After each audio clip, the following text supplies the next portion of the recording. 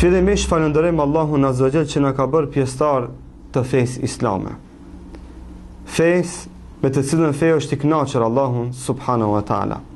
Dhe feja e cila është e vetmja e pranuar tek Allahu Azza wa Jall. Dhe feja e cila është e ndërtuar mbi solidarizim, mbi vëllazërim, mbi dashuri dhe tolerim. Edhe sot do të përmendim njërin nga segmentet e solidarizimit që muslimanët e kanë obligim dhe për detyrë që ta realizojnë në jetën e tyre shoqërore. Dhe njëra prej tyre është edhe borxhi. Borxhi si element apo si mënyrë me cilën element ne ndonjëherë të i kalojmë problemet dhe të rrashtet tona që i kemi. Dhe borxhi si borxh nuk është çështje e cila është tradicionale, nuk është çështje e cila është kombëtare, qofta e shqiptarëve apo arabëve, por është çështje e cila përmendet në Kur'an dhe në Sunetin e Muhamedit sallallahu alaihi wasallam. Dhe është çështje të cilën çështje besimtarët prej kohës së lashtë e deri tani edhe deri në ditën e gjykimit do të vazhdojnë që të realizojnë elementin apo sunetin e borxhit. Por se sot ne do të përmendim disa etika, disa tërbije, rregulla që i ka borxhi në vete. Që ne muslimanë të cilët dojmë që të ndihmojmë, dojmë që të zgasim dorën, dojmë që të solidarizohemi me vëllezërit e tonë musliman për të valecuar problemet që i kanë, atëherë do të thotë duhet që të kemi parasysh disa rregulla apo parime që i ka në vete ky sunet i Muhamedit sallallahu alaihi wasallam. E para, themi se borxhi është si rrugdalë apo si plan B kur nuk ekziston sadakaja. Një musliman i cili ka të lashe, ka problem, ka nevojë, i cili nuk ka mundësi që me gjetë sadaka, apo besimtarët nuk jam të gatshëm që më ndihmu, borxhi është lënë si rrugdalë dhe si mundësi për të i tejkalu problemin, do të thotë në momentin e caktuar. Kështu që mbetet si një sunet i Muhamedit sallallahu alaihi wasallam që një musliman i cili ka derd dhe të lashe, që me azgat dorën me borxh, që ai ta krye problemin e tij dhe të lashën e tij në momentin e duhur. Dhe jo rastësisht gjithë jo muslimanët, po e potencoj këtë, sidomos shifutët, insistojnë vazhdimisht dhe pandal që sunetin e borxhit me e zhduk edhe me e humb. Pse? Për shkak se atëherë njerëzit do të detyrohen që të shkojnë dhe të marrin borxh në për banka, që dhe banka borxhin e japin me kamat. Dhe dijeni fort mirë, çdo herë kur mbyllet një derë apo një rrugë e shëndosh për ta ndihmuar dikan, atëherë me automatizëm çelet një rrugë e cila rrugë është e devijuar për ta ndihmuar dikan apo realisht për ta dëmtuar dikan. Kështu që kur është mbyll dera e borxhit, është çel dera e bankës, është çel dera e kredive, të cilët banka apo të cilët kredia miren me kamat. Kështu që na muslimanët insistojmë dhe këshillojmë besimtarët, këshillojmë muslimanët që ata asnjëherë të mos e anashkalojnë sunetin e borxhit, të mos e anashkalojnë këtë punë të mirë, këtë element i cili element mban të gjallë një shoqëri, mban të gjallë një shoqëri dhe largon atë shoqëri nga kamata. Kështu që borxhi është një mekanizëm për ne me të cilën mekanizëm ne kemi mundësi që me luftu kamatën. Kështu që muslimanët të cilët ankohen prej kamatës dhe vazhdimisht potencojnë se muslimanët janë zhytur në kamata, themi e gjithë kjo është si pasojë e kooperacisë së muslimanëve. E gjithë kjo është si pasojë e borxhlive të cilët nuk i kthejnë borxhin, kështu që i detyrojnë atë personit si ka pas traditë që të jep borxh, që mos ta mbyll derën e borxhit. Kështu që këtu do të përmendim në gjëra të cilët kanë të bëjnë me borxhdhënësin edhe me borxhmarrësin, që të mos bëhen shkaktar që ta mbyllin këtë derë të mirë, këtë derë e cila është sunet, këtë derë e cila është derë e solidarizimit, e ta çelin një derë e cila e ka emrin bankë dhe kamat. Kështu që muslimanët të cilët e luftojnë kamatën, e luftojnë bankën, të mos harrojnë se këto dyri janë çel kur muslimanët e kanë mbyll derën e borxhit. Allahu Azza wa Jall kërkon nga besimtarët që ata të japin borxh Allahut subhanahu wa taala. A e dini? Thot Allahu subhanahu wa taala në Kur'an: "Men dhal ladhi yuqridu Allaha qardan hasana fayudha'ifahu lahu adhafan kathira." Thot kush prej juve musliman Allahu do t'i jep borxh, i cili borxh është i mirë, e Allahu atë borxh t'ia kthej me shumë fish. Kur e dëgjuan sahabët këtë ajet kuranor, shkuan dhe e pyetën Muhammedin sallallahu alaihi wasallam, ja Rasulullah, si t'i japmi borxh Allahut azza wa jall? Allahu azza wa jall po kërkon prej neve borxh, e na të bëhemi koprac? A e din se Allahu azza wa jall kërkon prej teje borxh? Edhe atë borxh ta premton se ka me ta kthi? A e don që mi dhon borxh Allahu subhanahu wa taala? Vepro kështu. Muhamedi sallallahu alaihi wasallam i tha, ky borxh është me dhon sadaka. Ky borxh është me zgjat dorën me ndihmu muslimanët, sepse do ta potencojmë se me i dhon borxh dikujt është sikur se me i dhon sadaka dikujt. Gjysmë atij borxhit shkruhet sadaka. Edhe ky hadith që do ta përmendim pak më vonë është sahihul Muslim. Nuk e lun topi, nuk ka hamendje dhe nuk ka dyshim se ashtu është me të vërtetë me lejen e Allahut subhanahu wa taala. Ebi Dahdah shkoi dhe e pyeti Muhamedit sallallahu alaihi wasallam si mi dhon borxh Allahut azza wa jall. E kuptoi shumë mirë ajetin kuranor dhe dashte që ta realizoj më një herë. Tha, o Ebu Dahdah, me i dhon borxh Allahut azza wa jall është me dhon sadaka. Tha, ja Rasulullah, ma jep dorën. Ma jep dorën. Më një herë aty për aty. Nuk shkoj të shtëpia me i bë matematikat, nuk shkoj të shtëpia me pyet gruan. Nuk shkoj bankën me vet, a ka kredi ajo, a ka rezervë ajo. Nuk mor digitronin mi bë hesapet, a i del matematika tamam ajo. Por më njëri tha pejgamberi sallallahu alajhi wasallam, ma jep dorën, tha. Sa unë e kam filan vendin, edhe i kam çkaq qin hurma. Drun do të thotë me qindra drun të hurmave. Tha edhe atë bafshe ka me dhon sadaka. Nëse sot e mirëni dhe e bëjni hesapin atinve hurmave që i ka dhonën e Ebi Dahdah në atë vakt sadaka, dalin mbi 1 milion euro. Para mendoni, se çmimi i hurmave nuk ka ra, drunave, palmave. Tha e kam, nuk më kujtohet cifra, do thotë me qindra bëhet fjalë. Me qindra bëhet fjalë. Tha Rasulullah, më njëherë tha po ta jap atë bafçe, të cilën e kam me hurma, me palmat hurmave, po ta jap sadaka, për hir të Allahut azza wa jall. Edhe shkoi te bafça e tij, edhe i tha, o Ummu Dahdah, oj gruaja jeme, do të thotë arabisht i bje. Tha, meri cute dhe dilni prej kësaj bafçe.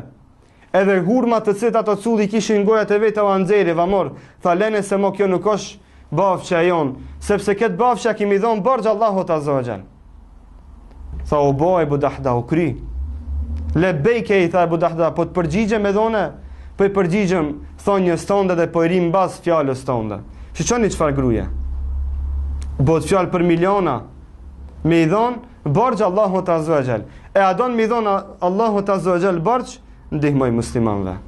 Ndihmoj besimtarve, kur dikush troket e dera jote dhe thot kam derd dhe të lashe, apo mjep borxh, apo mjep sadaka.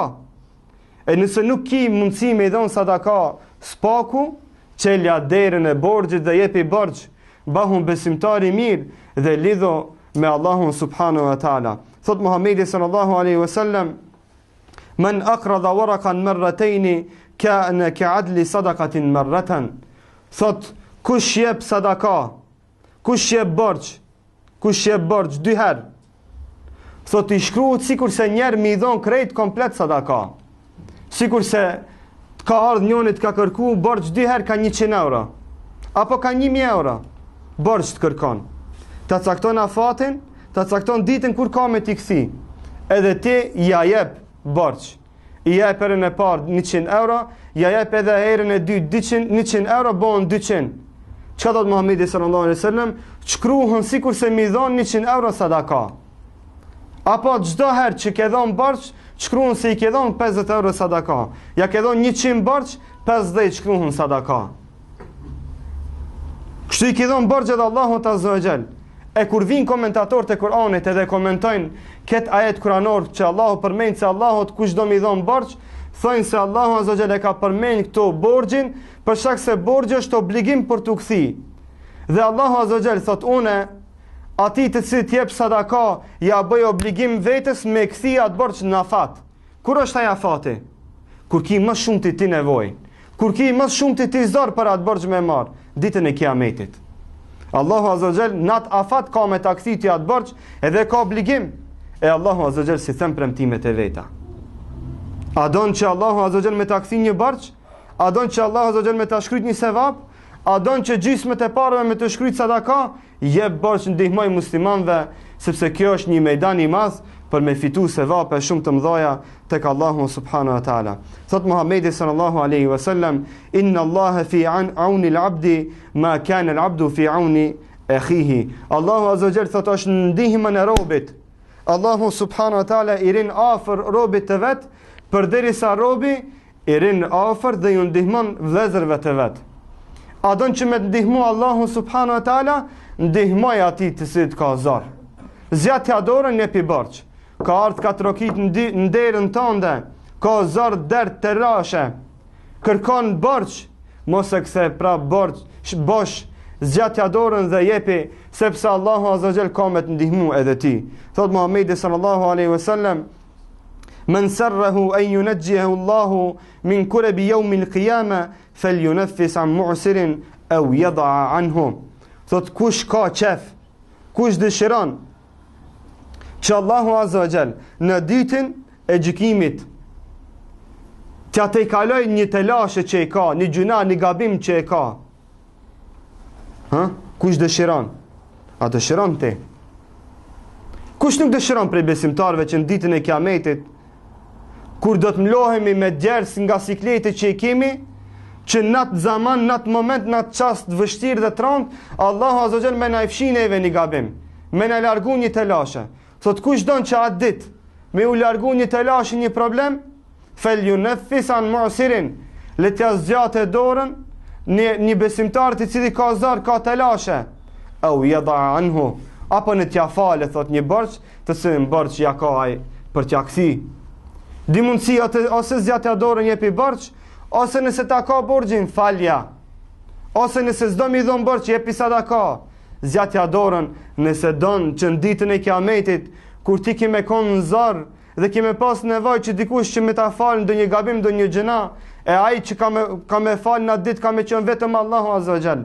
Nëse don që me fitu këtë privilegji, nëse don që me fitu këtë nder, që Allahu azza wa jall me marr përsipër që ti me ta lehtësu, atëherë lehtësoja vllaut ton muslimanit dhe lehtësoja problemin e tij dhe paksoja telashet, nëse don që problemi të lehtësohet dhe të paksohet në ditën e gjykimit. Pika tjetër është, themi për besimtarin i cili jep borx, e kemi një mesazh, apo do t'i përmendim kryesisht 2 apo 3 mesazhe. I pari është ti i cili ke dhënë borx, ti i cili ke ndihmu dikujt. Nëse e sheh se një musliman ka problem me ta kthy borxhin, ose falja, ose shtyja afatin. Kështu është rregulli. Kështu është reni dhe kështu është muslimanllëki. Kështu e kërkon vëllezëria islame kur dikush vjen dhe tregon se nuk ka me ta kthy borxhin prap, i ky 2 opsione para vete dhe para teje, 2 mundësi të cilat janë preferueshme fetarisht, ose falja, nëse nuk ke mundësi me e fal, atëherë spaku shtyja afatin dhe lehtësoja. Thot Allahu azza wa jall në Kur'an, wa in kana dhu usratin fanadhratun ila maysaratin wa an tasaddaqu khayran lakum in kuntum ta'lamun.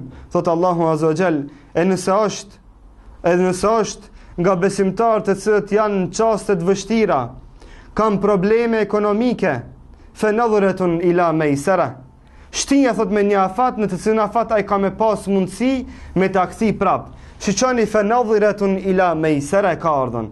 Komentatorët e Kuranit thonë shtija me një afat, jo ti çka don, ai çka ka me pas mundësi me ta kthy prap. Sikur sa ai thot dush me ma shty afatin për 1 vjet, sepse pas një vitit do ta marr apo do t'i marr të hollat apo parat për një ardh që e kam shit. Shembull po themi. Apo pas 1 vitit vjen vllau prej gurbeti e ai mi bjet hollat e unë ti t'i kthej. E ti mos i thu jo, në spres 1 vjet, 6 muj. Çka duhesh ban? Jo, po merja parasysh fjalën e ti, sepse atëherë ki ka mundësi me ta kthy borxhin. pasi që ki s'ka pas mundësi që me ta kthin këtë afat, atër lene Allahu Azza wa Jall, kjo është urdhër prej Allahu subhanahu wa taala, dhe thot shtyja në afatin në të cilin afat ai ka me pas mundësi që me ta kthi prap borxhin ti. Wa an tasaddaqu khairul lakum in kuntum ta'lamun. E thot e mi dhon ato me mia fal thot ata. E milon si sadaka ato para apo atë borx që ta ka marr ti, me afal dhe me alon si me njet sadakas, thot është më mirë për ju, sikur se ju ta kishi dit. Sikur se ju ta kishi kuptu këtë punë mirë, e hall si na ka hije neve muslimanve. Pra besimtari, i cili besimtari ka dhonë dikujt borx, nëse borxhliu vjen dhe trokit në derë, dhe të thot, nuk ti kam bo hazër parat, nuk kam mundësi me ta kthi borxhin, i ke disgjidhje para vetes, ose falja, ose shtia afatin. Tregon Muhamedi sallallahu alaihi wasallam për një tregtar, i cili tregtar e ka pas një traditë dhe një cilësi shumë të mirë, dhe këtë e transmeton Muhamedi sallallahu alaihi wasallam dhe thot: "Kana tajiran yudayinu an-nas, fa idha ra'a mu'sira qala li futyanihi tajawazu anhu, la'alla Allahu yatajawazu anna." Thot Muhamedi sallallahu alaihi wasallam me një kohë thot ka qenë një tregtar. Ka qenë një tregtar. Jo rastësisht përmendet të tregtari, sepse është person tek i cili sillen parat në përdurët e tij. Ka të bëjë me allazhverësh, jep dhe merr vazhdimisht parë. Dhe është përmend të tregtari si sinonim i pasonikit. Pra çdo besimtar i cili ka parë, do të thonë që është tregtar. Që të mos e keq kuptoj dikush hadithin dhe thot vetëm tregtarët e kanë për obligim me dhon borx, ne tjerë se kena për detyrë. Jo, çdo musliman i cili ka 5 banka më shumë e ka për detyrë dhe është e preferueshme që edhe ai ta zgjat dorën dhe të ndihmojë dikujt.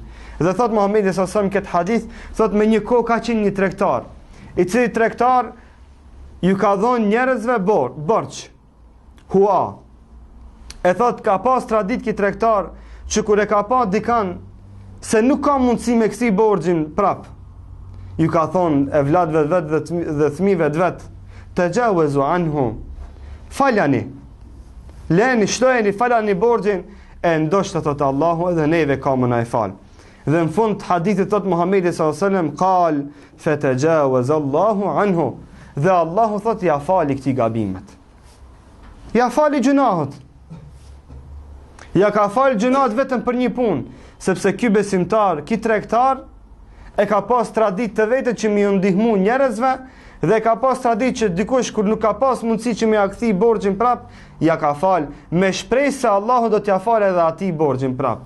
Pra borxhi është ibadet, është adhurim, nuk është vetëm një traditë, një cilësi e mirë, një cilësi e burit të mirë, apo veçori e cila apo është vetëm se tradicionale, por së është një element i cili është i pranuar në fe dhe i mbështetur në fe. Kështu që besimtari ka për obligim dhe detyrë që të banë një jetë, që kur të jep dikujt borx, të fitoje sevap, të fitoje sadaka, të gjysma të shkruaj sadaka. Kështu që çdo herë kur të japsh dikujt borx, jepja me sinqeritet dhe banë një jetë që të fitosh sevap. Edhe jepi para, edhe jepi borx, edhe banë një jetë që të fitosh shpërblimin e Allahut subhanahu wa taala. Thot Muhamedi sallallahu alaihi wasallam men nafasa an garimihi au maha anhu kana fi dhill al-arsh yawm al-qiyamah.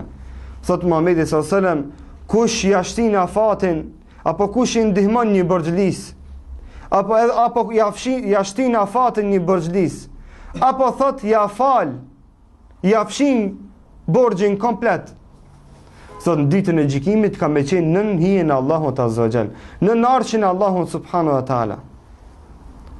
Në hijen e arshit Allahut azza wa jall do të jetë në ditën e gjykimit, vetëm për një punë, se ose e ka shti afatin e borxhit, ose ja ka fal gjithsej. Kështu që kjo është një cilësi shumë e mirë, të cilën cilësi besimtar duhet ta kultivojnë mes vete. Dhe sunet të cilin na besimtar duhet me vazhdu, sepse ky sunet i mirë ka arrit tek ne për shkak se baballarët e tonë na i kanë trashëguar neve, na i kanë dhënë neve. Por pyetja është se gjeneratat e tona, a do të trashëgojmë këtë sunet e vladëve tonë, apo kemi më i thonë borxhi miret në bankë. Jo te njerëzit, mos i ngushton njerëzit. Shkon në bankë, atë kanë parë me thas. Jo vallahi, atë kanë parë, por parë me zullum, parë me kamat, me gjuna. spaku mos u ban sebeb që dikant ta mësosh të bëjë gjuna. Nëse nuk don me i dhon borx, thuaj Allahu ta letsoft. Mos thuaj s'kam se ta merr Allahu krejt. Thuaj Allahu ta letsoft si kam rejnet. Ama mos thuaj s'kam nëse ki se të hupin. I gjdukan, hum bereqeti Allahu ta zëgjel. Kemi në përkomp mallin ton, vlerën tonde. Që është cilësi e gabume që besimtari me thonë nuk kam, kur s'don me dhonë borç. Edhe ka në realitet. Kjo është rejnë, zban me rejnë. Pse po i në gjuna me parën tonde, se ke vjedh? Thuj, nuk kam mundësi me ndihmu, ose thuj, kam plane tjera, nuk jam i gatshëm, apo diçka të ngjajshme. Por nëse ki, mos i thuj nuk kam, sepse kjo është rejnë, dhe ke në përkomp mallin tënd dhe vlerën tënde, bereqetin të cilën ta ka dhënë Allahu subhanahu wa taala. Kalojmë në pjesën e tretë të ligjëratës që është rregullat e borxhit. Çfarë do të flasim për borxhlit? Muslimanët të cilët dojnë me lip borxh, dojnë me marrë huha. E para, borxhi mirret vetëm për nevoja patjetërsueshme. E nuk mirret borxhi për luksus, për çalëm. Dhe aq sa ke nevojë. Borxhi mirret edhe aq sa ke nevojë. E para, pjesa e parë që themi borxhi mirret vetëm për nevojë patjetërsueshme. Këtë po i themi se vapi fitohet kështu. Edhe besimtari i cili shkon lip pa nevojë borxh, lip borxh për luksus, lip borxh për çalëm, ai ta dije se ka hinë gjuna, ta dije se ka rejnt, ta dije se ka në përkomp mallin e muslimanëve, ta dije se ka keq përdor sunetin e Muhamedit sallallahu alaihi wasallam për të realizuar epshet e veta, çefet e veta. Borxhi ka mbet si sunet për nevojë, jo për çalëm. E disa çalëmxhi, të cilët e kanë keq përdor sunetin e borxhit, e kanë pru drejtën këtë hall që njerëzit mos më dhonë më borxh. E po i themi çalëmxhive, po i themi masrafxhive, stop me masrafin, stop me çalëmin, sepse me borxh nuk bëhet masraf dhe nuk bëhet çalëm. Borxhi mirret për nevojë. Borxhi mirret për nevojat patjetërsueshme. Ke nevojë për me hongër, për me pi. Ke nevojë për smundje. Ke nevojë për me ndresh një vatan të vogël, jo ndërtesë. Një vatan të vogël. Aq sa ta të kalojsh jetën tonë dhe ta kalojsh këtë dunjë. Ke nevojë me bën një darsëm të vogël, në shtëpi, ta presh një dash, e jo në restoran me thirr këtë qytetin, e me marr borxh për me bëhet saltanat dhe për ta bëhet masraf. Duhet mi pas të parasysh se Allahu azza wa jalla ka lënë sunnet borxhin për nevojë dhe aq sa ke nevojë. Dhe po themi kështu për shkak se nëse ke nevojë 1000 euro mi marr, e ke gjetë një musliman i cili don me praktiku sunnet, e ti shkon dhe e ke çpërdorat, ja merr 2000. 1000 ja merr për nevojën tënde, e 1000 tjera në gjinde në onosh, se vjen dita kam nevojë për ata.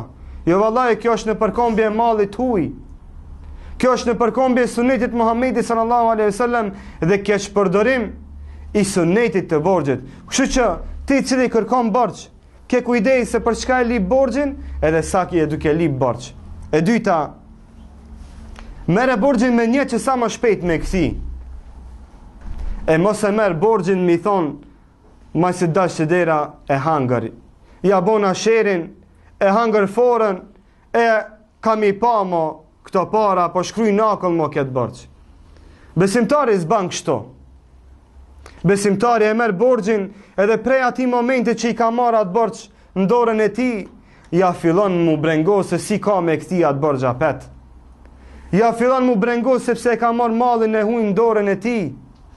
E atë mall, ai personi që ja ka dhon, e ka dajt nga familja e tij dhe nga kafshata e bukës së tij që me rujt, e me arrit atë e tij ta ka dhon që me realizu një sunet, e ti me abo sherin, e mi thonën elhamdulillah unë sosa punën teme, e ki çka doje le të ban më tutje. Wallahi ta dini se kjo është gjunahi më i madh të cilën besimtari ka mundësi me bë. Që përmes sunetit pejgamberit sallallahu alaihi wasallam, që përmes kësaj pune të mire, me në përkomb mallin e muslimanëve, me marrë në përkomb mallin e muslimanëve, edhe prej si ta merr atë borxh, ma të rahatohet e ta ban njetë që ma kur mos ta kthej borxhin. Por se besimtari kur merr borxh e ka për obligim dhe detyrë fetarisht që të planifikohet që sa më shpejt ta kthej prap atë borxh të cilën e ka marrë nga vllai i tij. Thot Muhamedi sallallahu alaihi wasallam: "Men akhadha amwalan nasi yuridu adaaha adda Allahu anhu, wa man akhadhaha yuridu itlafaha atlafahu Allah." Thot Muhamedi sallallahu alaihi wasallam: kush merr mallin e besimtarve, kush e merr borxh mallin e besimtarve, edhe thot ban plan që sa më shpejt ta kthej prapa atë borxh, ta kthej prapa atë mall, thot Allahu azza wa jalla merr përsipër që me aksi prapa atë borxhin e tij. Allahu azza wa jalla merr përsipër që me të ndihmu që atë borxh sa më shpejt me ksi apet. E thot kush e merr mallin e muslimanëve me niyet që me marr në përkomb, thot Allahu azza wa jall atlafahu Allah, e shkatron thot atë njeri. Edhe nëse marrim dhe studiojmë shoqëritë tona, njerëz të cilët i njohim, i kemi dëgjuar dhe po na i tregojnë, të cilët kanë lujt me borxhin, të cilët kanë lujt me mallin e muslimanëve, Allahu azza wa jall va ka çel dyrt dhe rrugët e dunjos në fillim me mall të huaj, e ka marr borxhin edhe e ka në përkomb atë borxh dhe ka bën jetë që kur mos ta kthen. E kemi pa se fundin e ka pas shkatrim. E kemi pa se fundin e ka pas burgim. Ja ka marrë mallin banka, ja ka konfisku mallin banka dhe kanë ardhur te dera e tij lloj-lloj avokat, lloj-lloj noter, lloj-lloj polici, sepse ai e ka marrë në përkomb mallin e muslimanëve. Sepse e ka marrë me niyet që mos ta kthejë atë borxh, që ta kesh përdorë sunetin e Muhamedit sallallahu alaihi wasallam. Të vjen te dera dhe të thot, unë jam musliman, kam zord dhe dert, kam telashe, ma zjat dorën. Prej ati momenti e ban niyet që kur mos ta kthen atë borxh. E thot Allahu azza wa jall, këtë person e shkatron. Kështu që nëse don që Allahu azza wa jall me të ndihmu që me kthi atë borxh, banë niyet që sa më shpejt me kthi. Banë niyet që sa më shpejt me akthi mallin prap atij besimtari i cili të ka dalë krah dhe të ka ndihmu kur ke qenë ti në zor. E treta, kthe borxhin në afat. Kthe borxhin në afat. Nëse i ke thonë mas një mujve, ktheja mas një mujve. E nëse i ke thonë mas 2 mujve, ktheja mas 2 mujve. Nëse i ke thonë mas një vitit, ktheja mas një vitit. Edhe mos e anashkalo afatin, sepse borxhi është sunet i cili ndërtohet mbi afat, mbi bamërsi, mbi fjalë, mbi besë. Të cilën fjalë dhe besë nuk bën që besimtari me në përkomb. Thot Muhamedi sallallahu alaihi wasallam, matalul ghaniyyi dhulmun. Thot kush ka mundësi me kthi borxhin, kush i ka parat edhe nuk i kthen, kjo thot konsiderohet zullum. Kjo konsiderohet zullum. Thot Muhamedi sallallahu alaihi wasallam në një hadith tjetër, lejul wajidi yahillu uqubatuhu wa irduhu. Thot ai cili ka mundësi me kthi borxhin prapë edhe nuk ta kthen, thot lejohet që ti me dënuat besimtar edhe çka me marr në përgoj. Me thonën se filani mi ka marr parët kaq pare, i ka parët me mi kthi dhe nuk mi kthen prap. Po themi, ka e dite se ka me t'i kthi, vallahi e di, për shak se mi ka borxh 1.000 euro, e ka shu ka ble ket 5.000 euro. Mi ka borxh 1.000 euro, e ka shu ka ble shtëpi 10.000 euro, për luksus, për qef, e borxhin tem nuk ma kthen prap. E për këtë person ban që ti me dënu, ban që ti me padit, ban që ti me marr në përgoj, sepse ky njeri nuk ka nder, ky njeri nuk ka ftyrë, edhe s'ka çka humb më ki më tepër. Pasi që i ka marr parën tënde, e ka marr dinarin tënde edhe në përkomb, dhe si vjen turp se e ka kalu afatin, atëherë Muhamedi sallallahu alaihi wasallam thot, merre në përkomb derin e tij dhe fal për atë. Dhe tregoj njerëzve se kjo është zullumçar, dhe tregoj njerëzve se ki nuk e kthen borxhin prap. Që ta di njerëzit, sepse borxhi, suneti i borxhit ka me vazhdu. Pa ma parasysh se sa zullumçar kanë me kanën, kanë me dalë sikur se ki lart përmenduri. Por se ne muslimanët themi, ky nuk ban, e borxhi duhet me vazhdu. Pse ka dalë një zullumçar se kthen borxhin prap, s'do me thonë se na tjerë duhet me hub sunetin e borxhit. Na vazhdojmë me dhon borxh, vazhdojmë u ndihmu muslimanëve, ama këtij nuk i japmi më borxh. Se ki ka edhe nuk i kthen borxhet prap, sepse është mësu mu knaq me parën e huj, e parja huj nuk ka bereqet dhe nuk ja shef hajrin asnjëherë. E katërta, kthej borxhin me të mirë dhe në cilësinë që e ke marr. Kthej borxhin me të mirë dhe në cilësinë që e ke marr. Me të mirë, kur të vjen afati, kthej borxhin me të mirë, ti vetë shko tek ai. E pse ki bo parat, e pse i bo gati, mos tuj në të vjen ajnë t'i kërkoje, son nuk shkoj taj. Mos u ban mendje madh. Mos e në përkom të mirësinë e dikujt. Por ti si burr, çu shko te dera e tij troket, thuj bujrom parën që ta ku marr, Allahu të nderoft, Allahu shpërbleft dasht mira në dunjën ahiret. E mos pritaj me marr kit mahallën e vet, kit kushërinë e vet, me të ardh të shtëpia me t'i kërku parat e veta ingrati, të cilët ti ka dhon pakamat vetëm për me të nderu, vetëm për me të bo mirë. E ti më bo mendje madh me thon, ai në të vend tonë nuk shkoj taj. Edhe mos se në përkom madhin e huj, kthejnë cilësinë që e ke marr.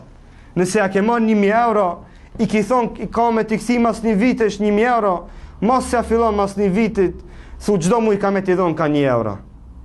Apo çdo muj ka me t'i dhon ka 100 euro, që qashtish edhe 10 muj tjera. Ti ka dhon 1000, ktheja 1000. Mos janë në çmo madhin e ti, mos e në përkom mirësinë e ti, kthej madhin në afat, dhe ashtu si e ke marr në cilësinë që e ke marr. Në cilësinë që e ke marr, ja ke marr një mall i cili ka vlerë 1000 euro, ktheja që ka vlerë 1000 euro. Mos sa kthe mallin tjetër i cili ka vlerë 700-800 euro. I ke marr pare, kthej pare, e mos i kthe gazuza, e ballona, e çokolada kështu me radh. E ti thush, ket vallaj kam unë si dush. Kjo s'ban vallaj, ket po e përmendi, sepse këto janë gjëra nga të cilët gjëra ankohen muslimant. Jep pare 1000 euro, e ai vjen të kthen gjelpona, vjen të kthen baskia, çka të gjojnë shpinë e vet, vjen dhe t'i shkarkon para derës tonë dhe thot, kjo 1000 euro e ka vlerën. Si dush, si mos dush, s'kam tjetër send. Çka është kjo punë? Kjo është me lujt në përkom nderën e dikujt, mallin e dikujt. Por se besimtari i vërtet është kështu i cili e merr mallin dhe borxhin e kthet në afat caktuar, edhe në cilësinë me cilën cilësi e ka marr. Njëjtë, kur e ki thon me akthi ktheja në afat, edhe si a ke marr ashtu ktheja. Jo, merr me dorë e kthe me kom. Këtë po e përmendi për shkak se besimtarët në kohëve të fundit kanë filluar që kështu me vepru. Kështu që ata të cilët veprojnë kështu, të kenë frikë Allahun Azza wa Jall. Të mos e në përkombi sunetin e Muhamedit sallallahu alaihi wasallam. Të mos e në përkombi mirësinë e besimtarve edhe zemërbucin që i kanë do besimtar që japin borx pa hamendje. Moni vallahi se njerëzit sikur ju, njerëzit të cilët marrin borx me të mirë e kthejnë me të keqe, va kanë çel derën bankave. Edhe ta dinë se ata kanë hise në atë kamat, në atë gjuna. Sepse ata janë bo sebeb që muslimant me shku edhe me trokit në përdyrët e bankave, e jo në përdyrët e besimtarve, për shkak se që ato besimtar bamirës dikush i ka lodh, i ka shkel dhe i ka në përkomp. Por se themi përsëri, këshill për të gjithë, edhe për të pasurit, mos e humbni këtë sunet. Vazhdoni me mirësitë në juve, vazhdoni me dhon borx, sepse Allah kur nuk va hub mallin, kur nuk va hub mirësitë që i bani jo. Nëse janë këtë dunjo, sigurt në atë dunjo do t'i merrni jo. Tjetra shembull për këtë është se në kohën e Muhamedit sallallahu alaihi wasallam, Muhamedi sallallahu alaihi wasallam shkon dhe e merr një deve borx për një besimtari, për një sahabie. Shiqoni, jo rastisht përmendi këtë rast. Pejgamberi Allahut ka marr borx nga një sahabi. Që do të thotë se pa marr parasysh njeri sa ka fam, sa ka post, sa ka pozit, sa ka pasuri, vjen dita që me kërku edhe ai borx. Edhe ai me kërku borx, nga i cili është më pas saj. Dhe ky sahabi çet dhe ja jep devën borx Muhamedit sallallahu alaihi wasallam. Kur vjen afati me aksi këtë deve, këtij sahabiu Muhamedit sallallahu alaihi wasallam thot dhe i angazhon disa sahab të tjerë dhe thot shkoni dhe blenjani në deve me filan cilësit. Ata shkojnë trek me bletën jetën deve, por se nuk gjojnë deve përveç se ma e rejse sa ajo që e ka marrë Muhamedi sallallahu alaihi wasallam. Shembull, nëse devën të cilën e ka marrë borx ka qenë 5 vjeçare, Kjo e cila ka qenë në treg, ka qenë 4 vjeçare. Dhe Muhamedi sallallahu alaihi wasallam ju thot sahabëve kështu: "Ishteruhu wa atu khayran minhu, fa in khayrukum ahsanukum qada'a." Thot blenja një adeve edhe jepjani thot atij sahabiu. Edhe jepjani atij sahabiu. Fa in khayrukum ahsanukum qada'a. Sepse thot më i miri për jush ai cili e kthen borxhin me më të mirë. E kthen me më të mirë. Ja ka marrë devën borç 5 vjeçare, ktheja 4 vjeçare, ma 3, ma dobishme, ma vlefshme dhe thuj, faleminderit shumë, Allahu të nderoft, më ke ndihmu shumë. Allahu kur më s'dash qia, Allahu të rujt familjen për këtë mirë që ma ke bon. Ti ja ke kësi pare që i ke marrë, ama mos haro se kur je konë në zarë, kita ka qelë derën e borxhet dhe të ka bo mirë. Ki e ka paksu buxhetin e vetë për me të ndihmu ti. Edhe këtë di edhe çmoje edhe vlerësoje edhe përmendja këtij besimtari. Dhe në fund do t'i përmendem 2 rregulla të rëndësishme, të cilët rregulla mbajnë balansin e borxhit dhe mbajnë sunetin e borxhit shëndosh. Sepse çdo e kur muslimant i kanë anashkalu këto 2 sunetet Muhamedit sallallahu alajhi wasallam që janë pjesë përbërëseve të borxhit, ka ardhur deri në keqkuptime, ka ardhur deri në mosmarrëveshje. E para prej tyre është që besimtari kur t'jep borxh ta shkruaje. Shkruaje sepse është sunet me shkruajt borxhin. Dhe e dini se ajeti më i madh në Kur'an është ajeti i borxhit. Në krejt Kur'anin merrni çelni lexoni prej fillimit deri në mbarim. Asnjë ajet nuk është një faqe prej fillimit deri në mbarim, përveç se ajeti i borxhit. Përveç se ajeti i borxhit.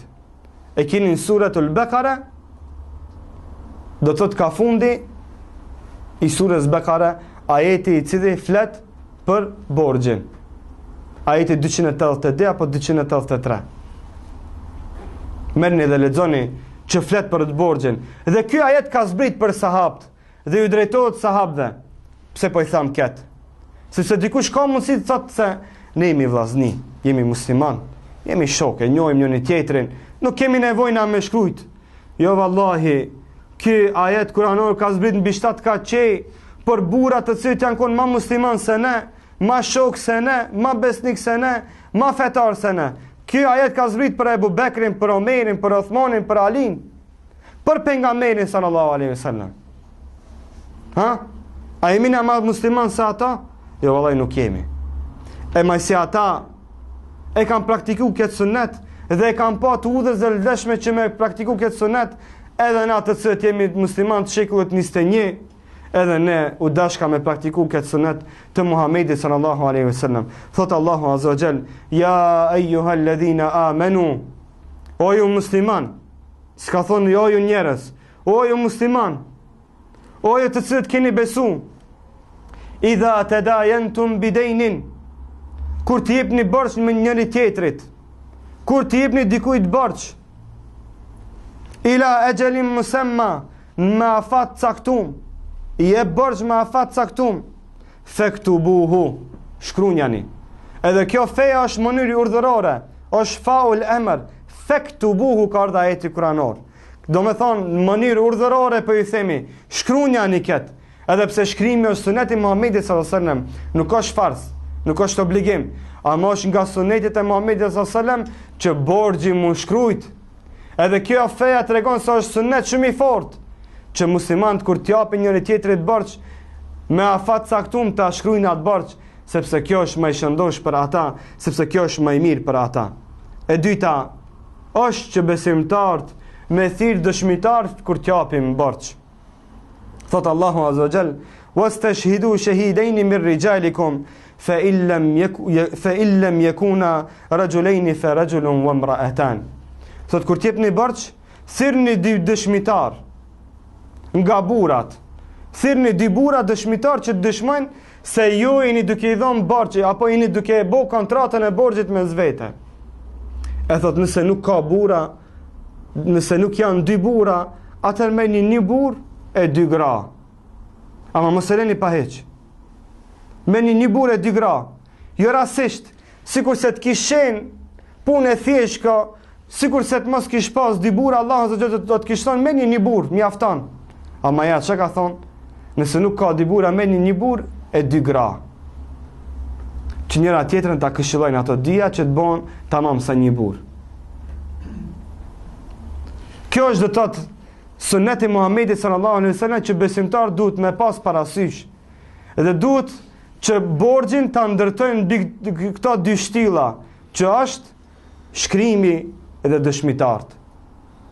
Duke mos dashur të zgjas më shumë, i këshilloj gjithë besimtarët që të vazhdojnë me dhënien e borxhit, që të vazhdojnë që këtë sunet të Muhamedit sallallahu alaihi wasallam ta mbajnë të gjallë, sepse në këtë mënyrë praktikojmë sunetin e Muhamedit sallallahu alaihi wasallam, meritojmë shpërblimet e Allahut subhanahu wa taala, na shkruaj gjysma sadaka, dhe nga ana tjetër luftojmë bankat, luftojmë kamatën, luftojmë kredit të cilët janë zullum dhe në përkombjet madhe të muslimanëve. Dhe nga ana tjetër këshillojmë edhe muslimanë të cilët marrin borxh, që ta kenë gajle dhe dert që të borxhin ta kthejnë në afat duhur dhe sa më shpejt, e të mos e në përkombin madhe në muslimanëve. E nëse dikush ka vepruar kështu, nuk është vonë asnjëherë që mu pendu dhe sa më shpejt me shku me kthi prap borxhin dhe mi kërku falje atij muslimani, atij besimtari për gabimin që e kemi bërë. Dhe kështu dhe në këtë mënyrë ta mbajmë të gjallë këtë sunet të Muhamedit sallallahu alaihi wasallam deri në ditën e gjykimit, që kemi shembull dhe örnek për pasardhësit e tonë që edhe ata ta vazhdojnë këtë sunet të mirë. Lusë Allahun subhanahu wa taala që të shpërblej për durimin dhe sabrin që patët.